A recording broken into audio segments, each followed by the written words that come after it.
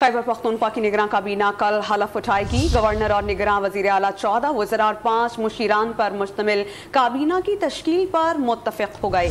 मज़ीद जानते हैं डॉन न्यूज़ के नुमाइंदे आरिफ हयात से। आरिफ, बताइएगा निगरान काबीना के हल्फ उठाने से मुतालिक मालूमात क्या मिली हैं? जी बिल्कुल, नवीन जो निगरान काबीना है उसके लिए नाम फाइनल कर दिए गए हैं और मुशावरत क्षेत्र भी मुकम्मल हो गई है। गवर्नर हाउस में कल हलफ बर्दारी की तकरीब का भी इम्कान है।